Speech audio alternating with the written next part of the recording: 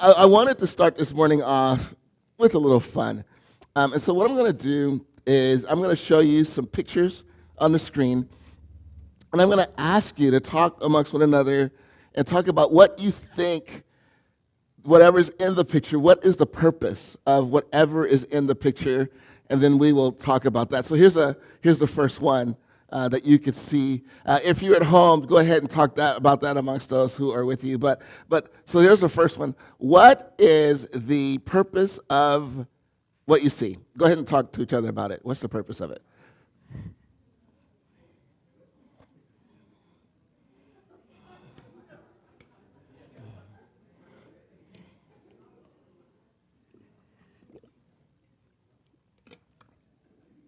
All right, so what do you guys say?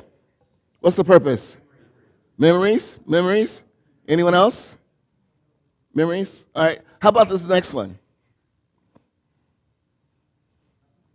All right, so that's a selfie. For those of you that may not know, so go ahead and it also looks like Ariel's sister. But go ahead and talk amongst one another. What do you think is the purpose of that?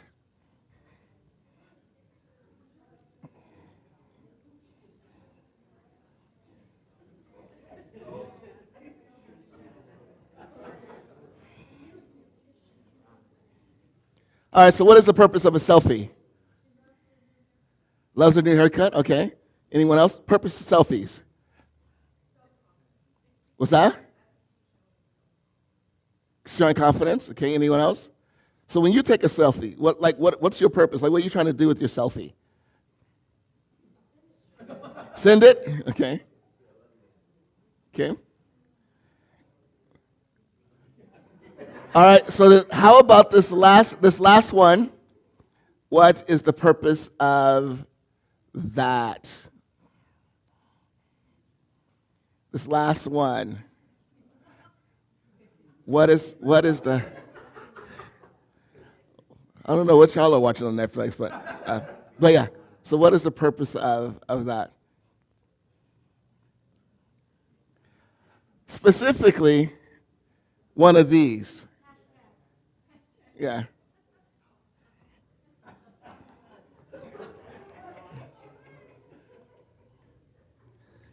So it's interesting, right? So what do we say? What do we say for that one? Purpose? Hashtags? What's the purpose of hashtags? Well, when they used to use them. Memory, connection, community. Yeah, exactly. Pound sign. Somebody said that. What's the purpose of a pound sign? What's that?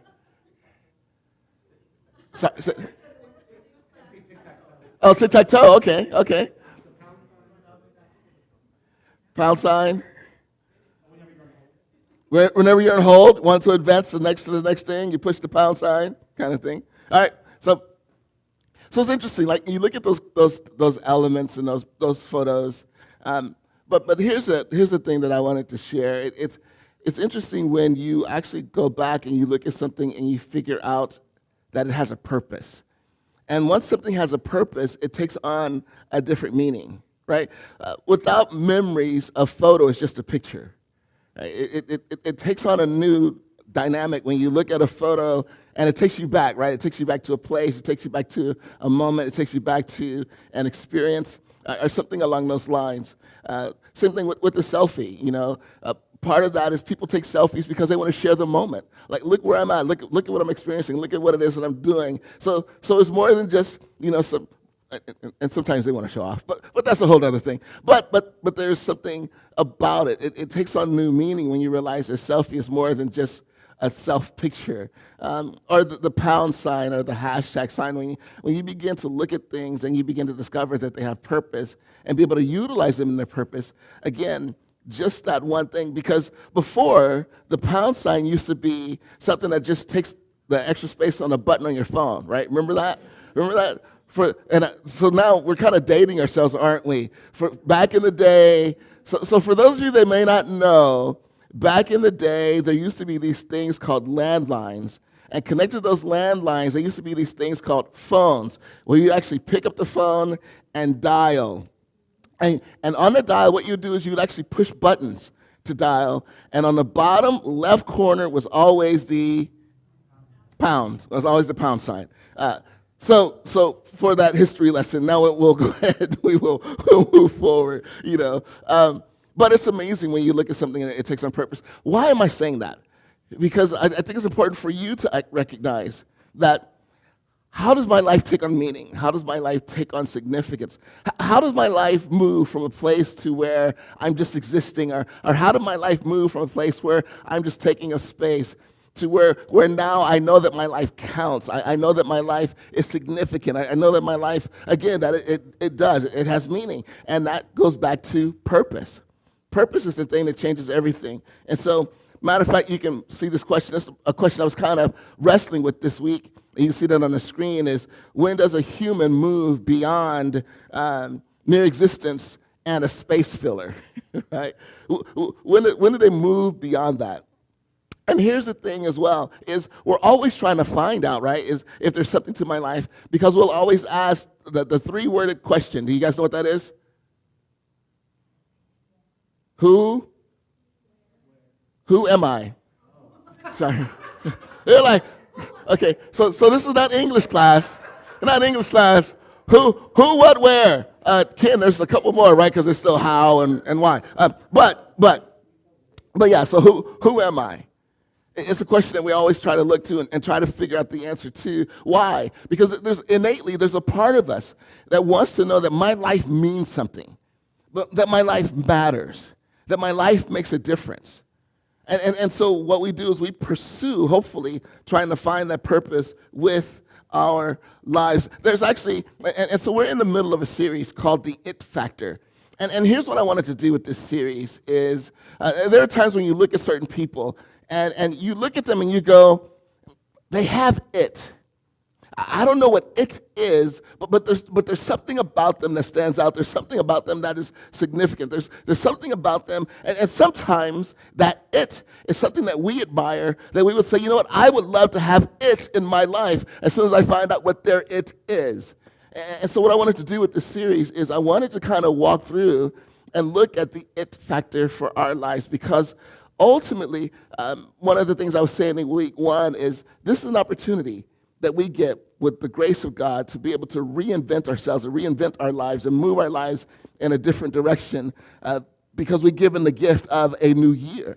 And so the question is, how are we going to use this year? So week one, we talked about grace and how important it is for us to have grace. That grace is a gift that is given us as a gift from God. And the beauty about grace is it's an opportunity for us to turn our lives around.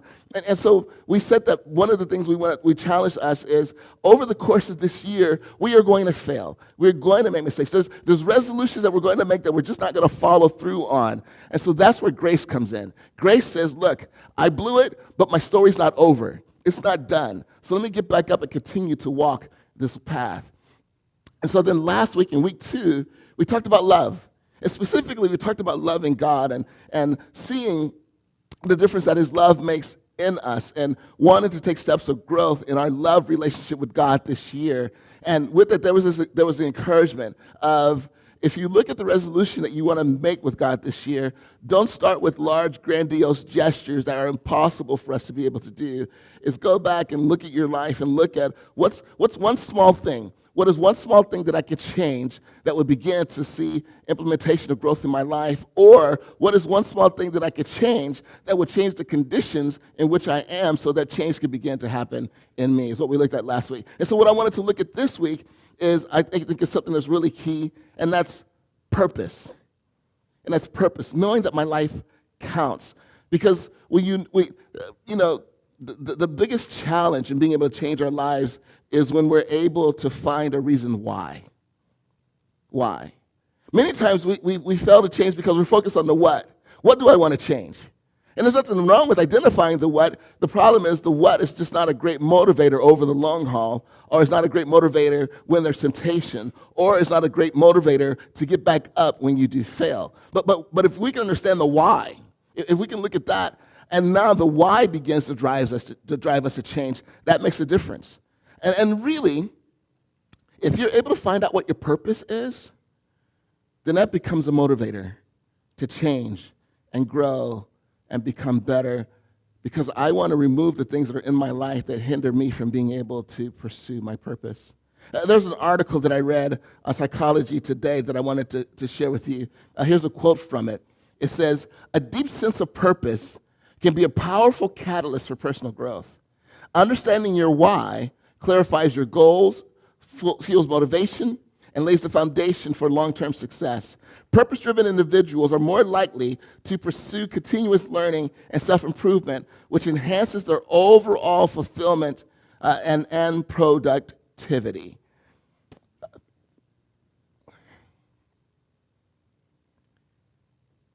Why do you think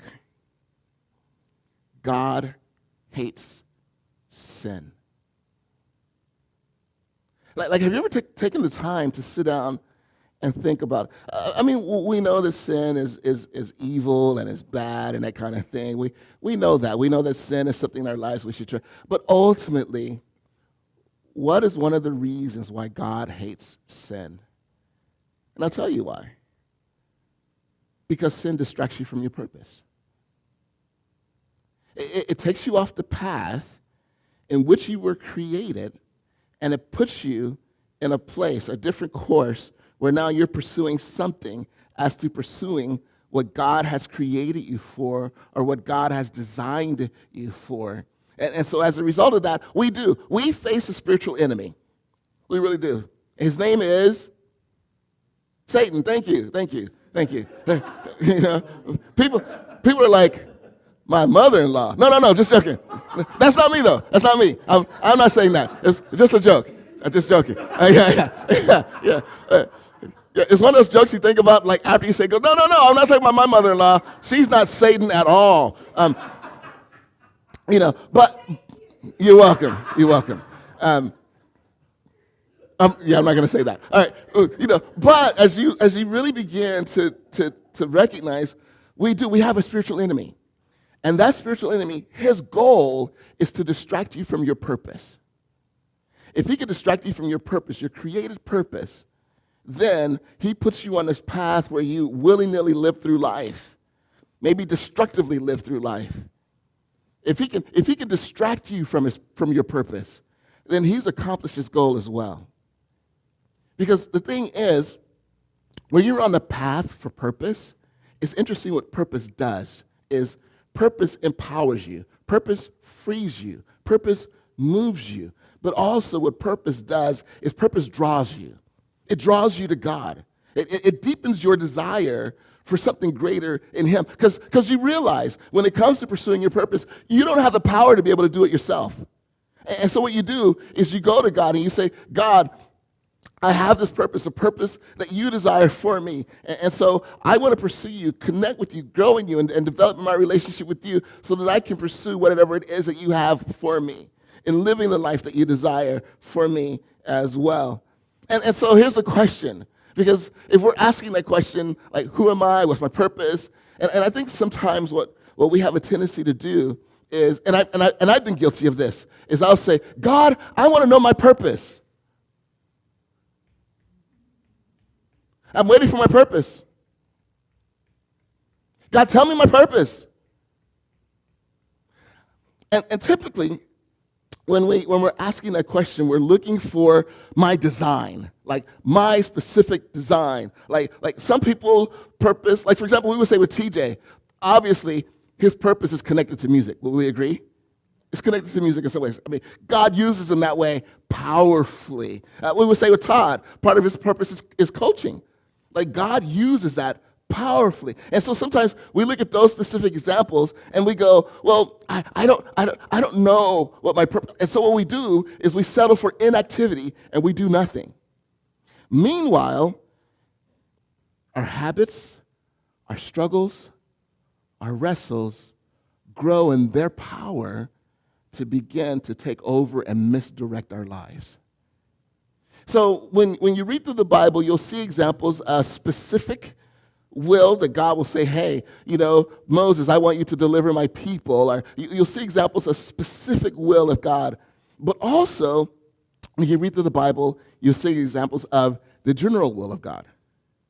And if we can begin to understand the general will of God and begin to live that out in our lives, then hopefully, as we're pursuing the general will of God, we will be on the path to discover whatever his specific will might be for us.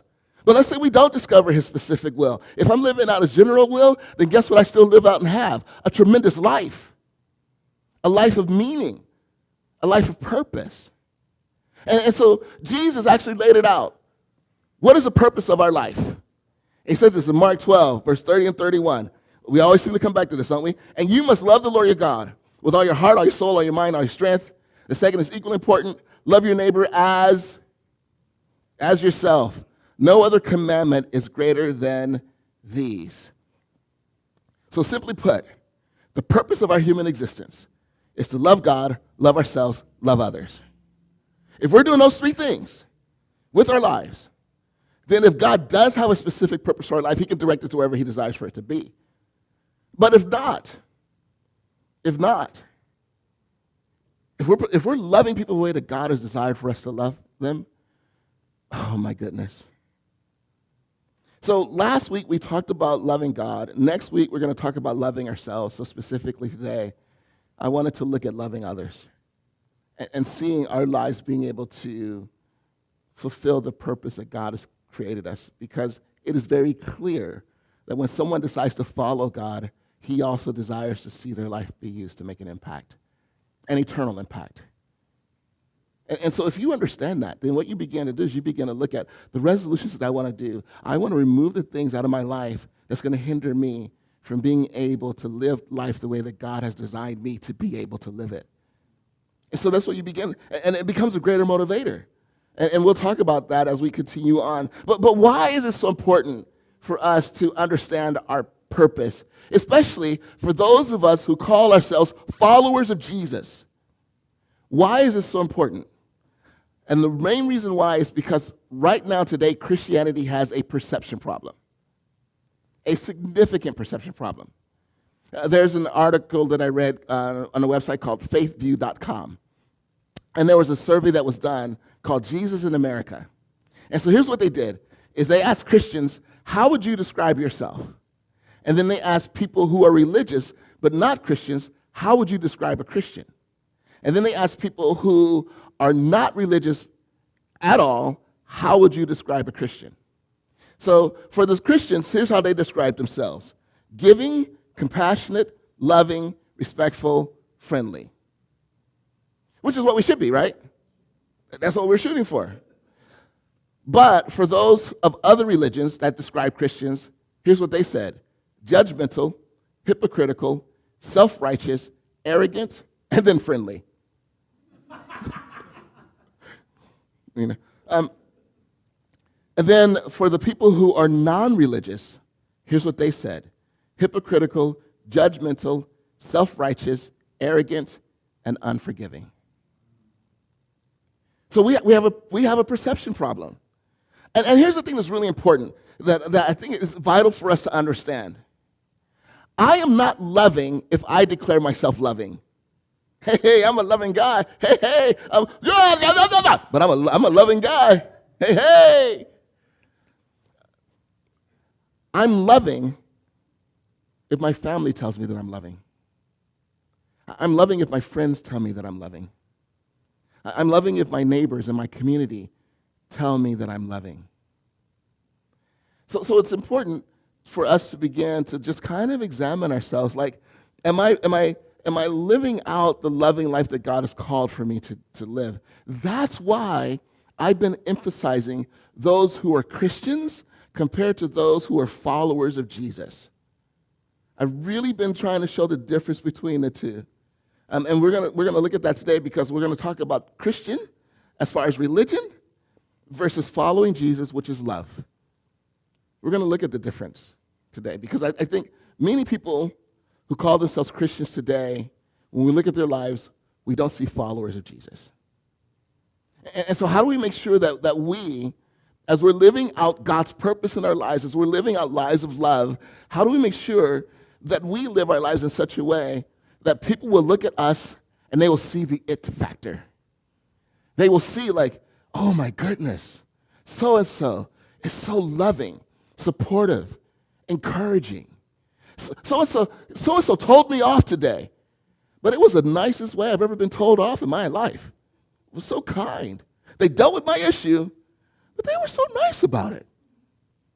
You know, how do we develop that kind of love ultimately in our life? Jesus put it this way. In John chapter 13, verse 34 and 35, he says, "So now I'm giving you a new commandment. Love each other. Just as I have loved you. You should love each other. Your love for one another will prove to the world that you are my disciples." What will prove to the world that we're disciples? What will prove? You mean it's not proven by the way that we can craft an argument for Christianity? It's not proven? It's not proven in my moral stances. It's not proven. It's not proven by my political party affiliation. It's not driven by that. Wait.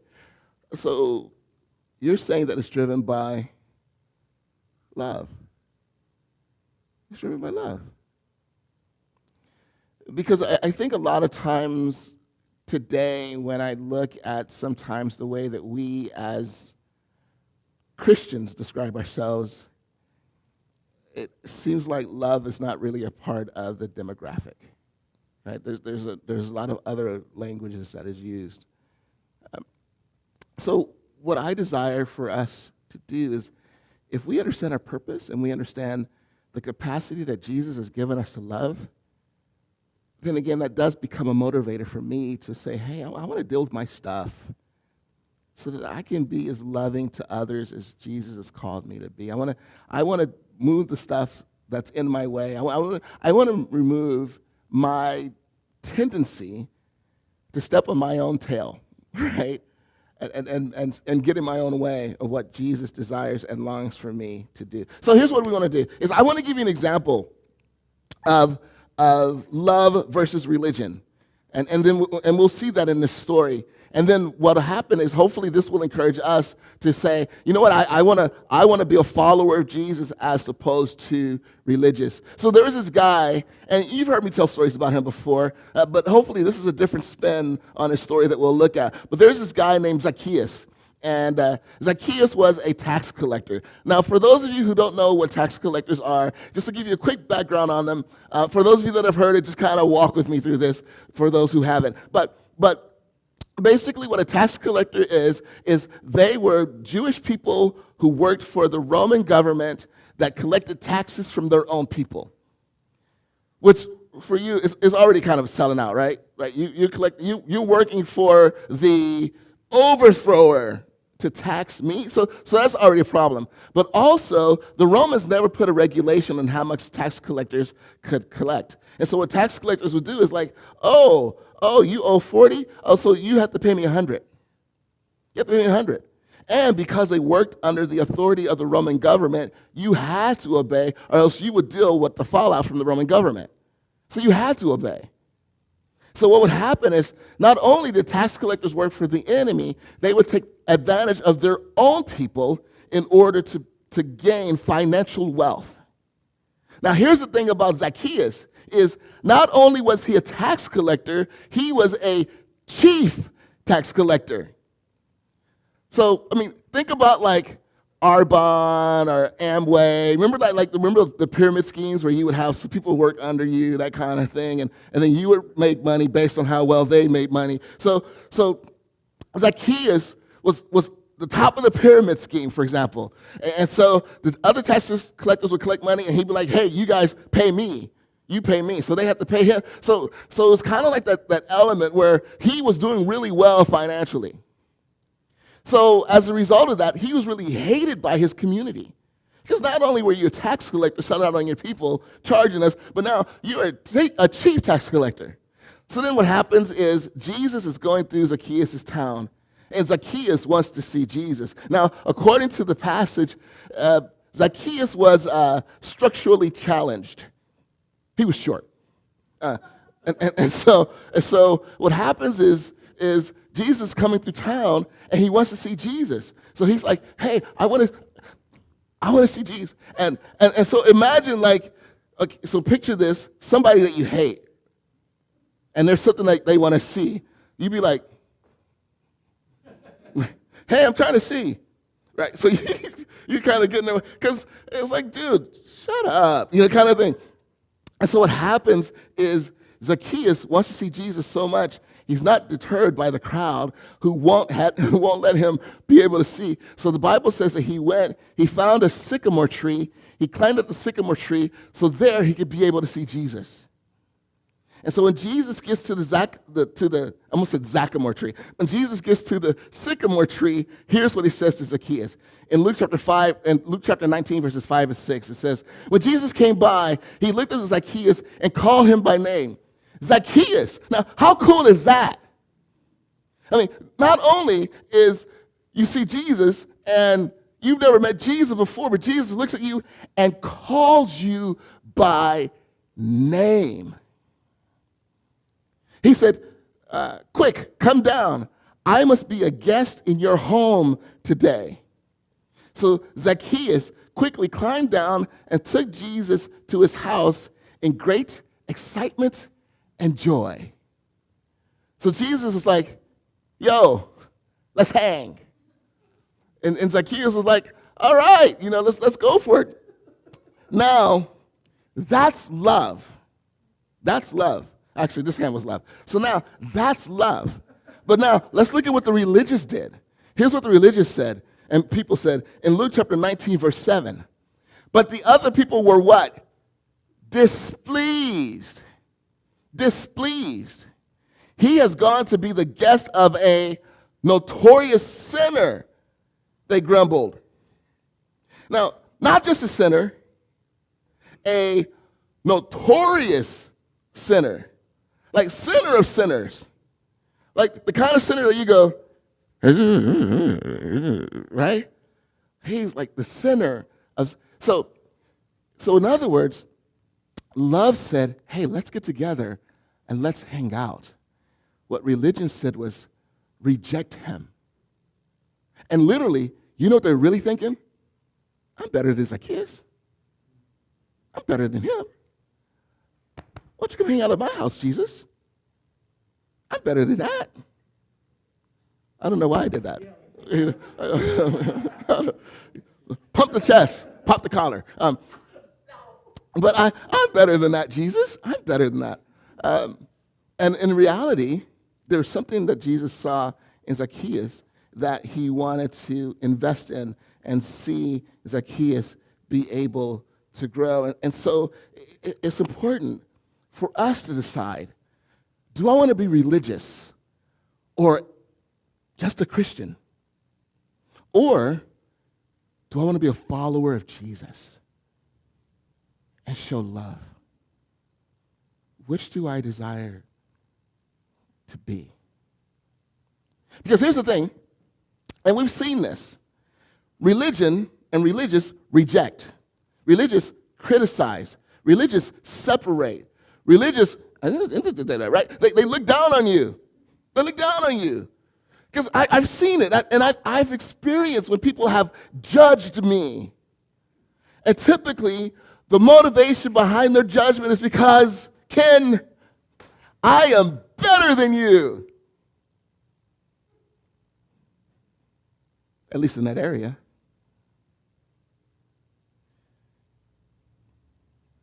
But love is different. Love says, I know that you're broken. I know that you're hurting. I know that you have made decisions that have possibly wrecked your life. But let's hang out. Let's spend time together. Let's talk. What religion does is religion sees all the reasons why you are disqualified, why you don't match up, why you don't earn the audience. What love does is love says, I'll be honest, I know that you've messed up, but I see something in you. I see something in you that God has created in you. And whether you recognize it or not, you are not, in religion, you are defined by your failure, categorized by your failure, and blocked and locked in by your failure. But with love, you're lifted. And your failure is not your final story. And so here's what happens with love. In Luke chapter 19, verse 8, it says, "Meanwhile, Zacchaeus stood before Jesus and said, 'I will give half my wealth to the poor. And Lord, if I have cheated people on their taxes, I will give them back 4 times as much.'" Which tells you how wealthy he was. I'm going to give half of everything. I'm going to give half of my wealth to the poor. Half of that. And then I'm going to, out of the half that is left, I'm going to pay people 4 times what I've stolen from them. Boy, he was rolling. He was living large. But there was something that shifted in him. And that's what love does. As a matter of fact, here's how Jesus put it in Luke chapter 19, verse 10. It says, Jesus responded, "Salvation has come to this home today, for this man has shown himself to be a true son of Abraham. For the Son of Man came to seek and to save those who are lost." See, here's the beauty of purpose. If you're living out your purpose, you get an opportunity to be a part of seeing an eternal change happens in somebody's life. But the beauty of that eternal change is it starts now. You see the angry person become patient. You see the addicted person become free. You see the person who is chaotic and confused and hurt and driven by their pain, and you see them healed and renewed. It's living out God's purpose. It really is a beautiful thing. It really is. And so as we begin to understand that, like God, help me remove those things out of my way so that I can begin to pursue what it is that you desire for me to pursue. And who knows whose life may be changed as a result of me living out your love. So embrace your purpose and allow your purpose to be a motivator to face the things you need to face so that you can overcome them. And here's the thing that is beautiful as well, is one of the differences between religion and love is religion is all about self-protection. Religion is all about making sure that I am safe, that I am comfortable, that the situations around me are wired in such a way to where there is very minimal risk in my life as possible. But love says that our Savior left the perfection of heaven to come and walk amongst our mess. Be willing to go to the cross, die for us, and rise for us, knowing that some people will still reject him, knowing that some people will still look at him and not consider him, knowing all of those aspects of what can negatively happen out of people's responses to him, he still said, I'm going to risk it. And I'm going to risk it because you matter. And you're worth the risk. If 99 reject me and the one person accepts me, you are worth the risk. You're worth it. So that's what I want to encourage you to do as well, is as you live out your purpose, is begin to step out. Get off the sidelines and step into the game. And here is a very easy way to do that. Very easy, very practical. Is make a commitment that every day I'm going to do a minimum of one act of love and kindness to someone that I encounter today? Simple. And I think that's reachable. I think that's something that we can all do. And sometimes the one act can simply be, I see someone who's down, and I look at them and I smile at them. And I just say, hey, I don't know what you're going through, but I hope it'll be okay, and I'll pray for you. Just someone who notices and just happens to see that someone is wrestling and struggling, it's amazing. And so there's a passage I think is really great that talks about our relationship with God and how things have changed. It says in 1 Peter chapter 2, verses 7 through 9, it says, yes, you who trust him, talking about Jesus, yes, you who trust him, recognize the honor God has given him. But for those who reject him, the stone that the builders rejected has now become the cornerstone. And he is the stone that makes people stumble, the rock that makes them fall. They stumble because they do not obey God's word, and so they meet the fate that was planned for them. But, everybody read that with me, you are not like that. For you are a chosen people. You are royal priesthoods, a holy nation, God's very own possession. As a result, you can show the others the goodness of God, for he called you out of the darkness into his wonderful light. Now realize, the people that are stumbling, the people that are wrestling are not necessarily sinners. It's also the religious. It's also the religious. You know, I always wondered, about the Pharisees. They were so close, and the religious leaders of Jesus' time that rejected Jesus. You were that close. You were that close and didn't see it. You were that close and didn't see it. And then sometimes I wonder about me. How am I like a Pharisee in my relationship with Jesus? How are there times where I'm so close and I don't see it? So then my prayer is always Jesus, help me to see what I don't see, so that I can know that I can trust in you and who you are. But I love this. So God, one of the most powerful phrases in Scripture that I love is, you are not like that. So it goes back to what we said in week 1. Your identity has been changed. God sees you differently. He doesn't see you by your failure, your struggles, your stumbles. He sees you already on the other side of it, coming out, patient, kind, loving, friendly, compassionate, victorious. That's how he sees you.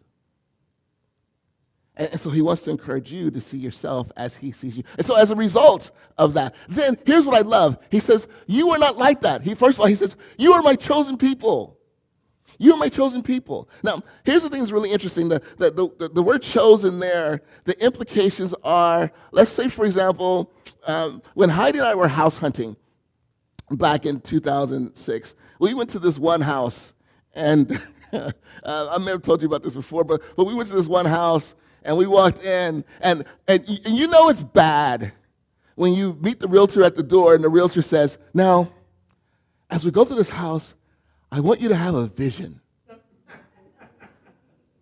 Right? That's never a good sign, is it? Never a good sign. So we walk in the house and we are hit by an odor. I think the guy may have been a smoker or that kind of thing, but it permeated throughout the whole house. And so we were like, man, we got to figure out how to. And then we walked in the kitchen, and then we walked throughout the house, and this guy was, there are some DIYers that should just not DI, let alone why. He wanted to have a fan in his bathroom to how you have the fan so that you could deal with all the steam in your bathroom when you take a shower. Well, his solution was he had nailed a fan to a wall, and when I say a fan, I mean go to Walmart and buy a fan off the counter, one of those, one of those kind of fans. So he took that and he had an extension cord. They went from that fan down to the. Bro, so there was little things like that all throughout the house. Things that you would look at the house and go, there's no reason for me to choose this house. I want to find something better. You know what chosen means? Chosen means you choose the house. That's what it means. Despite your faults, despite your failures, despite your shortcomings, despite all the reasons why you should be rejected, Jesus chose you. You are his chosen people. And then it also says, you are a royal priesthood. So here's the beauty of that. What does it mean to be a royal priesthood? Basically, what a priest was a mediator between God and the people. And so what Jesus wants us to be is a mediator between God and others. So that when others look at us, because of the fact that they see Jesus, then ultimately it opens up the door for them to be able to come to know God.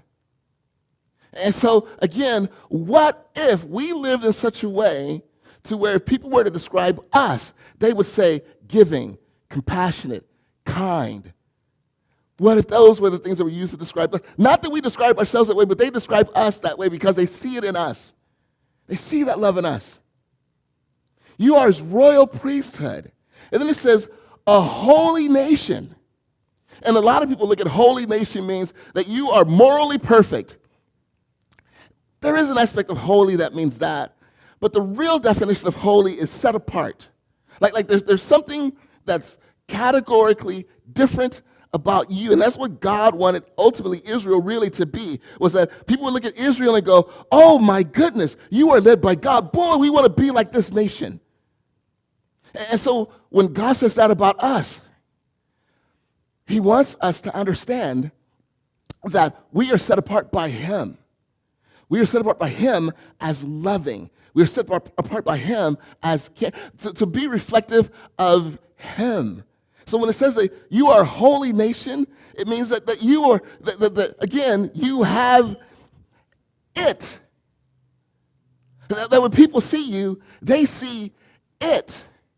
And as a result of the it makes them say, you know what, Jesus, I want to follow the Jesus that you follow. Because if he loves you that way, and then you love me this way too, I want that Jesus.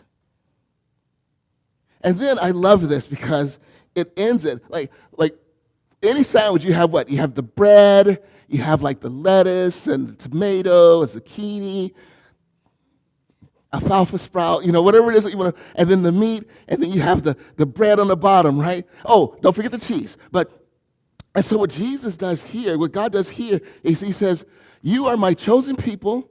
That's the top of the sandwich. And he says, God's very own possession.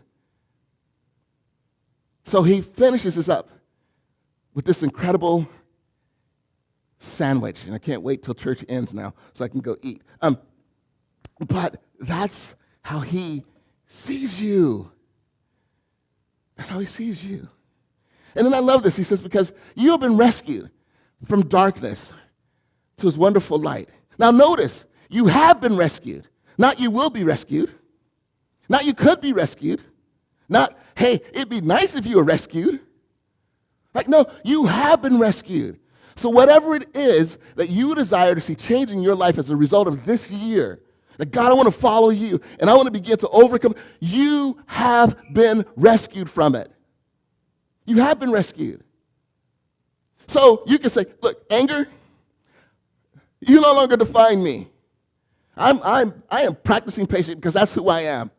God has made me patient. God has made me compassionate and caring. Anger, you do not define me. Lust, you do not define me. You do not define me. I have been changed by God's eyes, and so I see people through his eyes, people worthy of love, people worthy of value, people worthy of significance. Alcohol, addiction, whatever it might be, you no longer define me. I am now free because of what God has done in me. I am free. I'm free. You're free. And now the beauty of that is, as I begin to understand that I am made for purpose, that my life is significant, that I can make a difference, then what I do then is I live that new life. Now, are we going to be perfect? No. Will we slip? Most likely. Because you're not perfect. But let me tell you, your slips don't change his value. And your slips don't change his vision. Because he no longer sees you as your slips, he sees you as a child of his son, or his child. He sees you as someone his son gave his life for. And so we are encouraged to begin to live that out. So embrace your God-given purpose and use that as a motivator for change. Because here's the beauty of it. You've already been changed. And now as a result of that, you can begin to live out your purpose. Because don't be someone who makes this mistake. Because I've also been guilty of this in the past. I'll serve God when I have it all together. I'll serve God when I have it figured out. Here's what I want to encourage you to do. If that's the way that you think, begin to go through Scripture and tell me how many people had it all together and figured out when they started serving Jesus. How many people? I can tell you how many. None of them. So don't wait till you're perfect. You'll never be. But as you start serving, you begin to realize, like, oh man, I want to get this thing out of my life because I really wanted my life to count. And so just as a quick reminder, on the screen you can see this. The purpose of your life is to embrace, live in, and reflect the love of God. That's the purpose of your life. And if you're living that purpose, then all the other stuff will begin to fall into place as well. And even your habits and those things will begin to change the more that you pursue loving Him, loving others, and growing in that love. So with that in mind, here's what the things. So typically what happens is after the message here at Encounter, we talk about growing in our relationship with God, our relationship with others, and our relationship with ourselves. And so we always end a message, covering those three. Well, since we're talking about, last week we talked about loving God, so all 3 points last week were about loving up and loving Him. So today, since we're talking about loving people, all 3 points will be talking about loving out and loving others. So here's the first one, love out. Choose love over religion. Choose love over religion. And begin to look at, God, how can I reflect your love to others? Here's the other one, love out. Step off the sidelines and get into the game. Step off the sidelines and get into the game. And like I said, it doesn't have to be a huge, I am going to, like Zacchaeus, I'm going to donate half of my money to the poor. That's not the requirement. Zacchaeus was just motivated because of Christ in that way. You figure out what motivates you to step into the game. And like I said, your stepping into the game could be as simple as, I'm going to do one act. I'm just going to start there and develop my love. Because the thing that I'm learning about change is, and that's why I encourage you to start small, is change is about building momentum. Just build momentum. And what will happen is when you bless someone and show them love, and then you see them respond to that love, it just motivates you to share that love that much more. And then finally, use your purpose as a motivation to change. Use your purpose as a motivation to change. God, you've made me for more. You've made me for more, so I'm going to live for more. I'm going to live for more. Embrace your purpose as a motivation for change. Jesus, thank you. Thank you for who you are and the fact that you call us to you to